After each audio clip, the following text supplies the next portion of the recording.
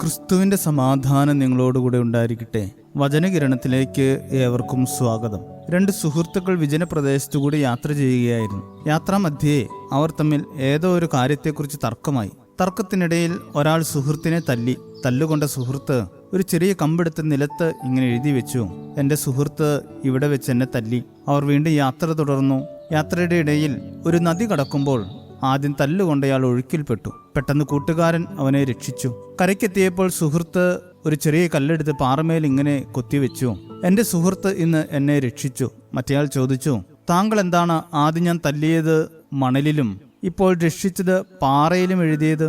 അവൻ പറഞ്ഞു: ആരെങ്കിലും വേദനിപ്പിക്കുന്നതൊക്കെ മണലിൽ എഴുതണം. കാറ്റ് വീശുമ്പോൾ അതൊക്കെ മാഞ്ഞു പോകും. പക്ഷേ സഹായിച്ചത് ഒരിക്കലും മറക്കരുത്. പാറമേൽ കൊത്തിവെച്ചതുപോലെ ആഴത്തിൽ ഓർത്തിരിക്കണം. വിശുദ്ധ വേദപുസ്തകത്തിൽ അതിമനോഹരമായി രണ്ട് സഹോദരങ്ങളുടെ ചരിത്രം പറയുന്നുണ്ട്.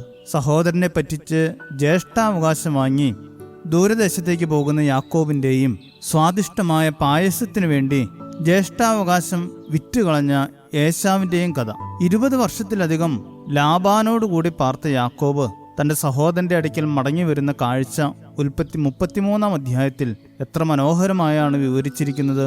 പഴയ വൈരാഗ്യമെല്ലാം മനസ്സിൽ വെച്ച് തന്നോട് പകരം വീട്ടാൻ വരുന്നു എന്ന് കരുതിയ ജ്യേഷ്ഠന്റെ മുമ്പിൽ ഭയത്തോടെ എത്തുന്ന യാക്കോബിനെ കെട്ടിപ്പിടിച്ച് കരയുന്ന ഏശാവിന്റെ സ്നേഹം അത്ഭുതപ്പെടുത്തുന്നതാണ്. പഴയതെല്ലാം മറന്നും എന്നാൽ തന്റെ സഹോദരനാണെന്ന ബോധ്യം മനസ്സിൽ ആഴത്തിൽ അടയാളപ്പെടുത്തിയും വരുന്ന ഏശാവിന്റെ ജീവിതം ഏവർക്കും ഒരു പാഠമാണ്.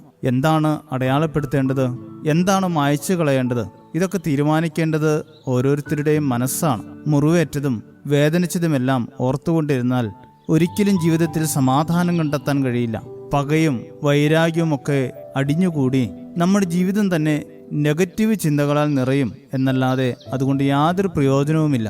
എന്നാൽ മറ്റുള്ളവർ ചെയ്ത നന്മകളും അവരുടെ സ്നേഹവും മനസ്സിൽ ആഴത്തിൽ രേഖപ്പെടുത്തുമ്പോൾ എല്ലാവരെയും സ്നേഹിക്കാൻ കഴിയും. ജീവിതം തന്നെ പോസിറ്റീവായി മാറും. മറ്റുള്ളവരുടെ കുറവുകൾ കണ്ടെത്തുക എന്നതിലുപരി അവരുടെ നന്മകൾ രേഖപ്പെടുത്തുക എന്ന വലിയ ദൗത്യം പേറി മുന്നോട്ട് പോകാൻ നമുക്ക് സാധിക്കട്ടെ. മറ്റുള്ളവർ പകർന്നു നൽകിയ സ്നേഹം ഒരിക്കലും മറക്കാതിരിക്കട്ടെ. വേദനകൾ പെട്ടെന്ന് അലിഞ്ഞു പോകട്ടെ. ശുഭദിനം നേരുന്നു. ദൈവം അനുഗ്രഹിക്കട്ടെ. ആത്മമിത്രങ്ങൾ പോലും എന്നുള്ളം നോവിച്ചു നാഥ, എന്നാത്മമിത്രങ്ങൾ പോലും